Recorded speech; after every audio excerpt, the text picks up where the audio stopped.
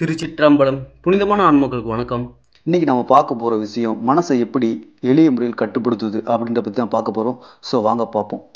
First ஏன் மனசை கட்டுப்படுத்தணும்? ஏன் என்றால் எல்லா பிரச்சனைகளுக்கும் காரணம் நம்ம மனசு தான். தேவையில்லாத விஷயத்தை திங்க் பண்ணிட்டு ஒரே குழப்பமாக இருக்கும், தெளிவான முடிவு எடுக்க முடியாது. அப்புறம் இன்னும் பல பிரச்சனைகளுக்கு நல்ல மருந்து அதை மனசை கட்டுப்படுத்துவது தான். சரி, அது எப்படின்றத பற்றி பார்ப்போம். ஃபஸ்ட்டு குறுக்கு வளைக்காமல் ஸ்ட்ரெயிட்டாக உட்காந்துக்கோங்க. ஒரு அமைதியான இடமாக இருந்தால் ரொம்ப நல்லது. அப்புறம் உட்காந்துட்டு உங்கள் மனசு என்ன திங்க் பண்ணுது அப்படின்றத பாருங்கள். பல விஷயங்கள் ஓடிட்டுருக்கும். ஸோ அதை அப்படியே ஒவ்வொரு விஷயமா பொறுமையாக கட் பண்ணுங்கள். இப்போ உங்களுக்குள்ள செக் பண்ணிக்கோங்க. நான் எதுவும் நினைக்கல, அப்படி நினைச்சாலும் அதையும் கட் பண்ணுங்கள்.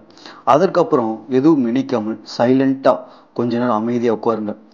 இன்னும் உங்கள் மனசு அமைதி அடையாமல் இருந்தால் மூச்சை இழுத்து பொறுமையாக ஒரு 5 டைம்ஸ் அல்லது கொஞ்ச நேரம் விடுங்க. இப்போ உறுதியாக உங்களுக்குள்ள ஒரு ஃபீல் வரும். அதாவது ரிலாக்ஸ் பண்ணுற மாதிரி இருக்கும். அதை அப்படியே பொறுமையாக உட்காந்து ஃபீல் பண்ணுங்க.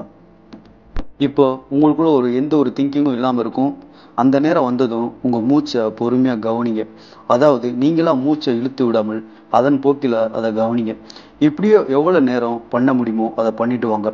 இதை எப்போ வேணும்னாலும் பண்ணலாம். இப்படி தினமும் பண்ண பண்ண உங்கள் மனசு கட்டுக்குள் வரும் மற்றும் ஒரே திங்கிங் இருக்கும். இதை பார்க்கும்போது ரொம்ப சிம்பிள் மாதிரி தான் இருக்கும். ஆனால் தினமும் பண்ண பண்ண உங்கள் மனசு கட்டுப்பாட்டுக்குள்ள வரதை நீங்கள் உணரலாம். இதே மாதிரி தியானத்தின் மூலமாகவும் மனசை கட்டுப்படுத்தலாம். அதை பற்றி அடுத்த வீடியோவில் பார்ப்போம். நன்றி நண்பர்களே. சேனலை சப்ஸ்கிரைப் பண்ணாதவங்க பண்ணிடுங்க. இந்த வீடியோ உங்களுக்கு பிடிச்ச உங்கள் ஃப்ரெண்ட்ஸுக்கு ஷேர் பண்ணுங்கள். நன்றி.